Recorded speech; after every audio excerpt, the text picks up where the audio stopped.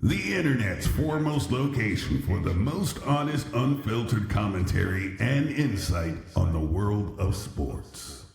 Now, once again, here's Hoodwood's hometown hero, KJ Green.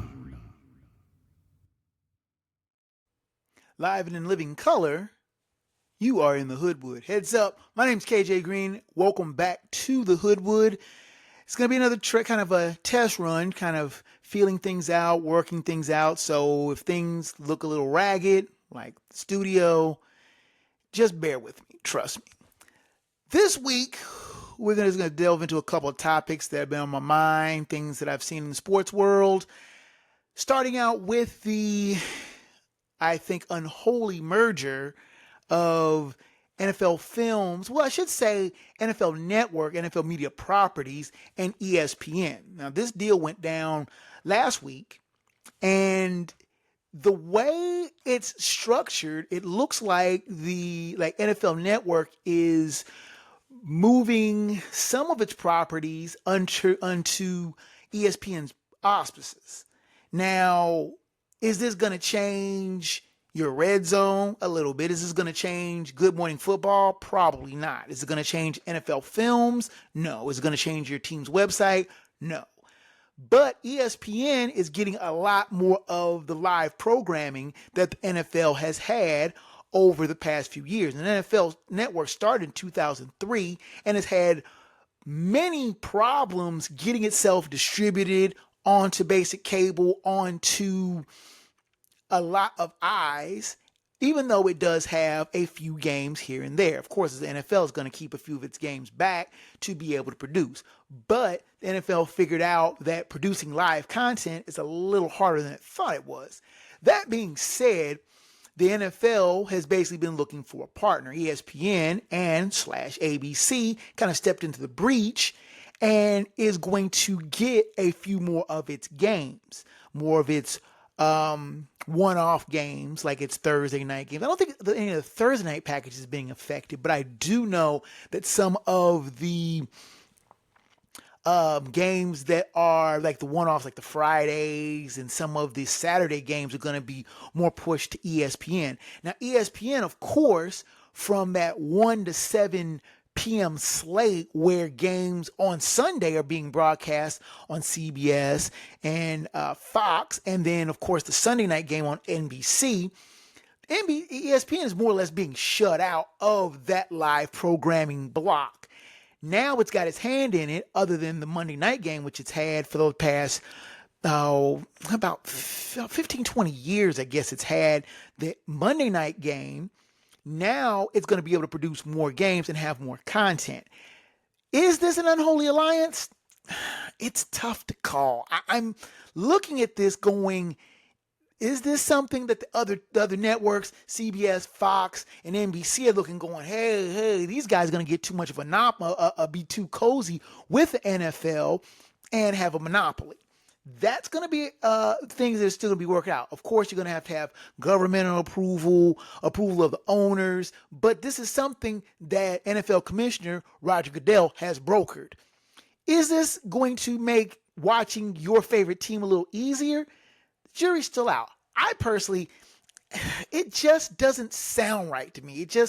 It's one of those things of ESPN has had its tentacles here, there, and its influence is becoming to the point where you're not really sure of if they're influencing the NFL, if the NFL is kind of leaning on ESPN to say the things that they want to say, to have the kind of public persona that is going to make them look good. The NFL already is trying to stretch its influence past its normal, say, late July to early February, and it's kind of pushing more into March, pushing more into April. The draft is starting to become more of a big thing.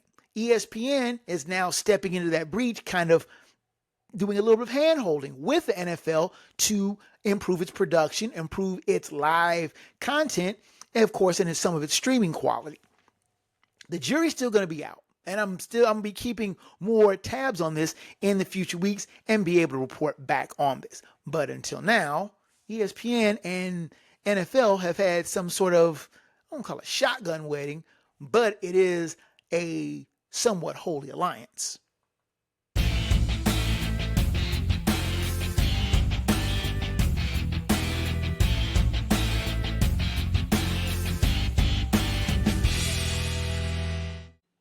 Anybody who knows me knows I'm a girl dad, 2 beautiful daughters, and the thing I've always said, let me pause this, it's not gonna work, time out.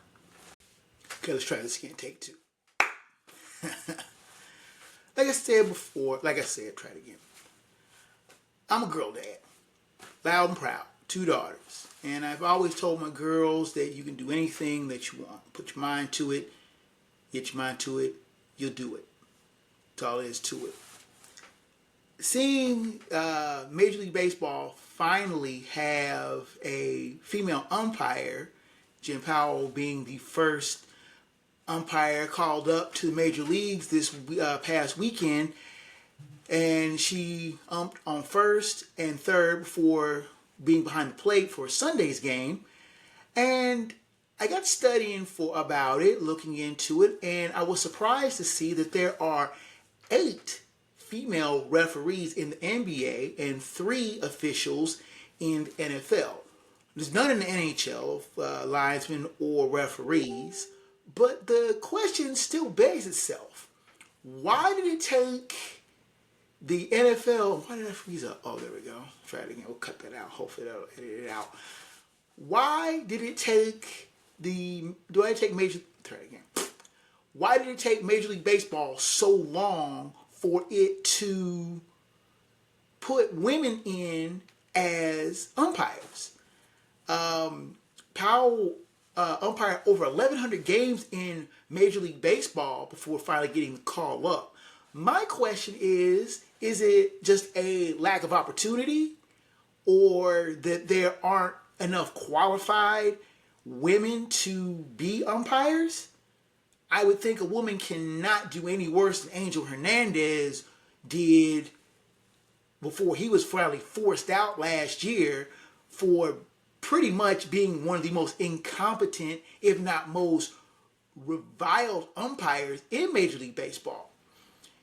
Jim Powell looks like she's got a lot of people backing her. I personally am rooting for her to be about as innocuous as possible. The thing about umpires is you don't notice them until they screw up calls.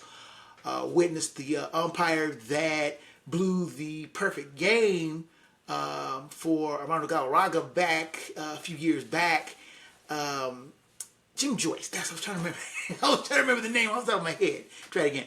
Witness Jim Joyce, who messed up Armando Galarraga's perfect game for the Tigers a few years back.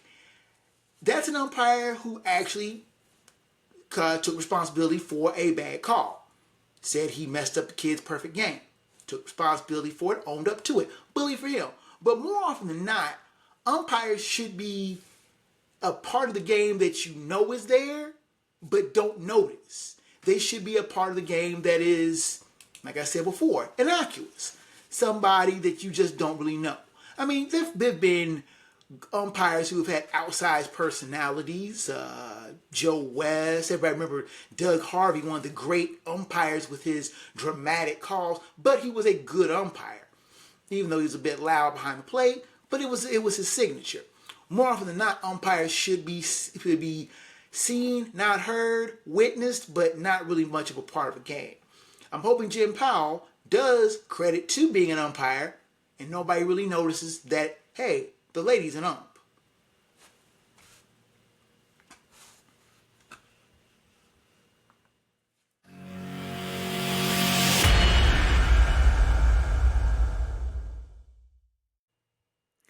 Okay, make it make sense. This is going to be the final word from the Wood.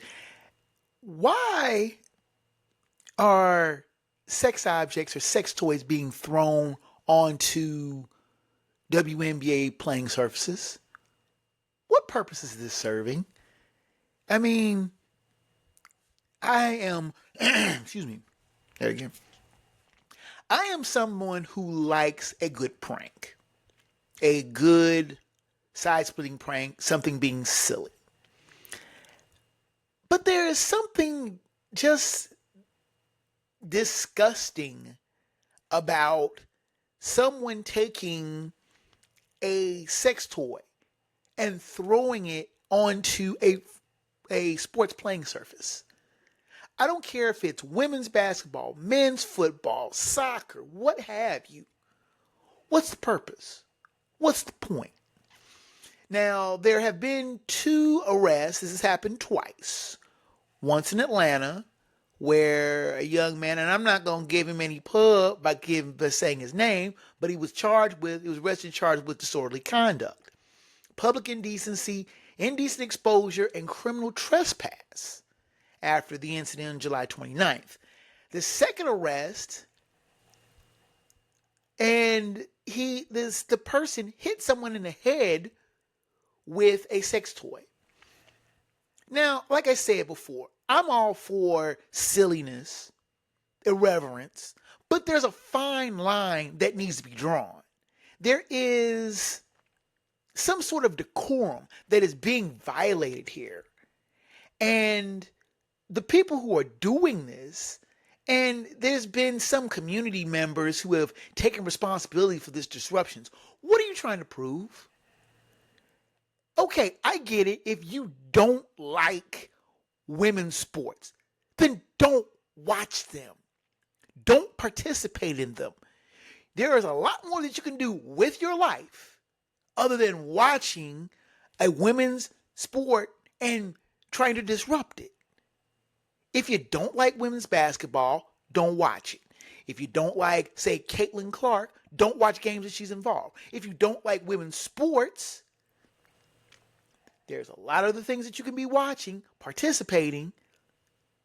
But to cause this sort of disruption is I know it's supposed to be some sort of, trying to throw shade and disrespect to the people participating in it, but they're kids that would be there and could see this. And to do something like this is perverted, sick, gross, and just stupid. The people who did this, the individuals who perpetrated this, should be prosecuted to the fullest extent of the law. And I hope that they do get prosecuted and serve real jail time and not get a slap on the wrist. Now, the old boys network going, oh, you shouldn't have done that. Nah, to hell with that. Put these assholes in jail for a while so they can be in line. And what you in here for? Robbing a bank? What you in here for? Beat up somebody? What you in here? I threw a sex toy on a basketball court. The absurdity of it all just boggles the mind. And that is the final word from the Wood.